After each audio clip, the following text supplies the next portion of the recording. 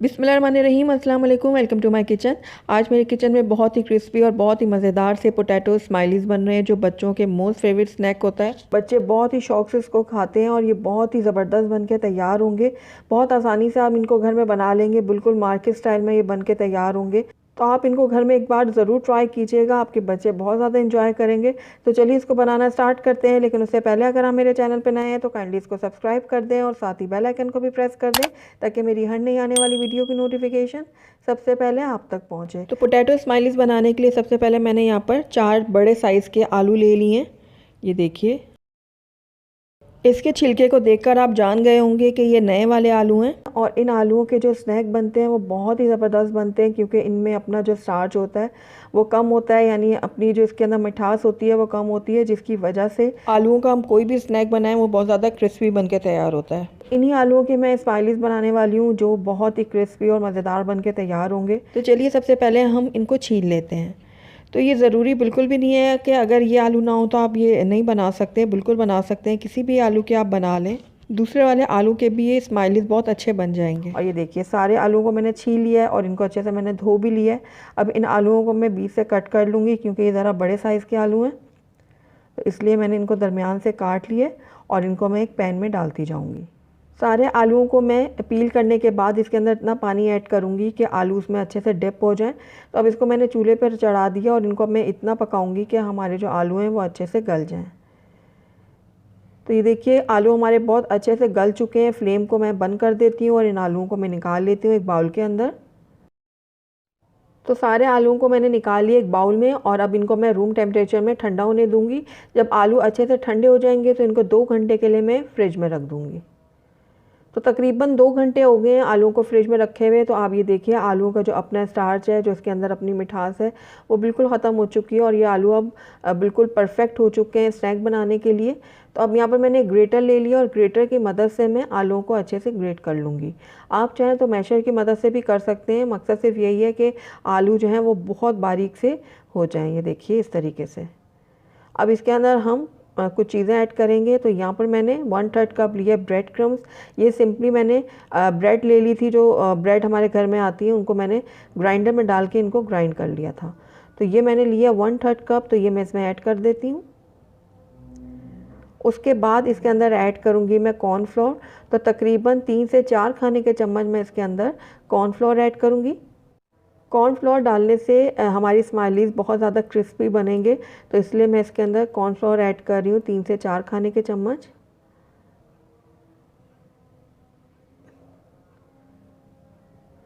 तो 4 चम्मच मैंने कॉर्नफ्लोर ऐड कर दिया। अब इसमें अच्छा सा बाज़ार वाला लुक देने के लिए इसके अंदर मैं ऐड करूँगी लाल मिर्चों का पाउडर। तो ये मैंने 1 चाय का चम्मच लिया है।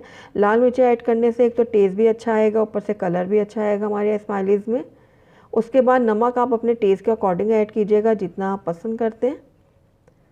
अब सारी चीज़ों को मैं कर लूँगी अच्छे से मिक्स। हाथों को मैंने पहले से अच्छे से धो रखा था। तो ये देखिए, सारी चीज़ों को मैं बहुत अच्छे से मिक्स कर रही हूँ। ये देखिए, बहुत ज़बरदस्त सी हमारी ये डो जैसी तैयार हो गई है।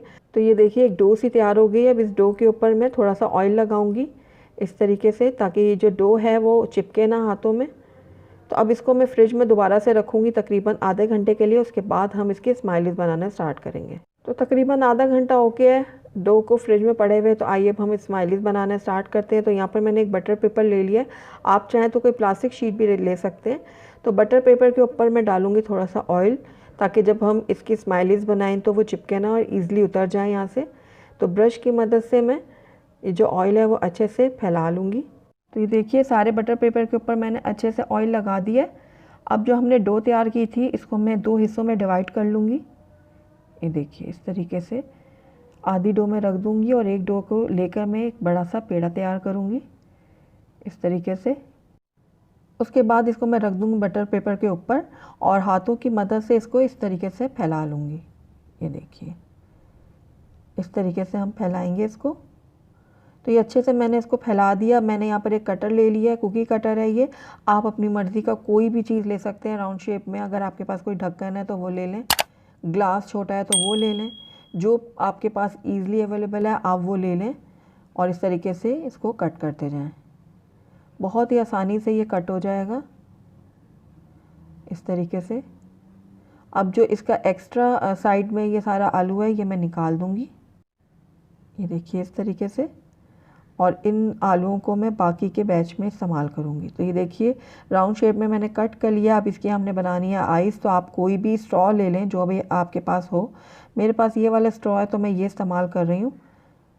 तो ये देखिए अब मैं इसके ऊपर इस तरीके से आइस बनाऊँगी और बहुत सही तरीके से दबा कर आपने बनानी है, क्योंकि ये फ्राई होने के बाद फिर बंद होना शुरू हो जाते हैं। तो इसलिए अच्छी तरह दबा कर इस तरीके से गोल घुमाते हुए आप बनाइएगा इनकी आइस। तो स्ट्रॉ की मदद से मैं सब स्माइलीज़ के ऊपर आइस बना लूँगी। तो आइस जो है वो मैंने तैयार कर ली है सारी की सारी। अब बारी आई है इनकी स्माइली फेस की। तो ये मैंने यहाँ पर स्पून एक ले लिया है और उसकी मदद से मैं इस तरीके से इसको इसकी शेप दे दूँगी। ये देखिए इस तरह घुमाते हुए इसके स्माइली की शक्ल में दे दूँगी और इस तरीके से नीचे से भी थोड़ा सा खोलूँगी ताकि जब हम इनको फ्राई करें तो इनका मुँह बंद ना हो जाए। तो बस इसी तरीके से मैं बाकी स्माइलीज़ के भी लिप्स बना लूँगी। तो ये देखिए सारे स्माइलीज़ जो हैं वो अच्छे से रेडी हो गए हैं। तो आइए अब इनको हम फ्राई कर लेते हैं। तो यहाँ पर मैंने कढ़ाई में ऑयल गरम करने के लिए रख दिया था। अब इसमें एक एक करके मैं स्माइलीज़ डालूँगी और ऑयल को हमने बहुत ज़्यादा तेज़ गरम नहीं करना। ऑयल को बहुत ज़्यादा तेज़ गरम नहीं होना चाहिए, वरना जो स्माइलीज़ हैं वो जाते ही साथ जल जाएंगी और उनमें डार्क कलर आ जाएगा। हमने इनको क्रिस्पी बनाना है तो इसलिए हम इनको मीडियम आंच में फ्राई करेंगे। तो बस एक एक करके इनमें मैं स्माइलीज़ डालती जाऊंगी और मीडियम आंच में इनको फ्राई कर लूँगी। तो ये देखिए बहुत ही ज़बरदस्त सा इनमें कलर आया और बहुत ही क्रिस्पी ये बनके तैयार हुए हैं और कितने ये टेम्पिंग लग रहे हैं। तो इसी तरीके से मैं बाकी की स्माइलीज़ को भी फ्राई कर लूँगी। तो देखिए जितनी मुझे ज़रूरत थी उतनी मैंने फ्राई कर ली है और बाकी को मैं इस तरीके से ट्रे में रख के फ्रीज़ कर लूँगी। और उसके बाद जब ये अच्छे से फ्रीज़ हो जाएंगे तो इनको एयर टाइट डब्बे या फिर जिप लॉक बैग में डाल के मैं रख दूँगी और जब दिल चाहेगा इनको निकाल के मैं फ्राई कर लूँगी। तो बाकी के स्माइलीज़ भी बहुत अच्छे से रेडी हो चुके हैं, बहुत क्रिस्पी और बहुत ज़बरदस्त बन के तैयार हुए हैं। तो इनको भी निकाल लेती हूँ मैं एक प्लेट में और उसके बाद मैं इनको आपको सर्व करके दिखाती हूँ। तो अल्हम्दुलिल्लाह हमारे बहुत ही क्रिस्पी और बहुत ही मज़ेदार से स्माइलीज़ बन के तैयार हैं। और आप यकीन जानें कि ये बिल्कुल मार्केट स्टाइल में बने हैं, बहुत ही ज़बरदस्त बने हैं, बहुत ही टेस्टी बने हैं। तो एक बार इनको आप घर में ज़रूर ट्राई कीजिएगा और अपने बच्चों को बना के दीजिएगा। उनको बहुत ही पसंद आएंगे, आपके बच्चों को वो ज़रूर इंजॉय करेंगे इनको। और जब आपने एक दफ़ा इनको बना लिया ना तो आप बाज़ार से स्माइलीज़ लेना भूल जाएंगे और हर बार इनको घर में ही बनाएंगे, क्योंकि ये बहुत ज़्यादा आसानी से भी बन जाते हैं और मार्केट से कई गुना ज़्यादा ये टेस्टी और मज़ेदार घर में बनते हैं। तो ज़रूर ट्राई कीजिएगा मेरी इस रेसिपी को। तो अगर आपको मेरी रेसिपी पसंद आई है तो इसको लाइक करें, अपने दोस्तों के साथ शेयर करें और अगर पहली दफ़ा मेरे चैनल पे आएँ तो काइंडली इसको सब्सक्राइब भी कर लें और साथ ही बेल आइकन को भी प्रेस कर दें ताकि मेरी हर नई आने वाली वीडियो की नोटिफिकेशन सबसे पहले आप तक पहुँचे। और कमेंट करके मुझे ज़रूर बताइएगा कि आपको मेरी रेसिपी कैसी लगी और साथ ही मेरे फेसबुक और इंस्टाग्राम के पेज को लाइक करना मत भूलिएगा। Thank you for watching. अल्लाह हाफिज़।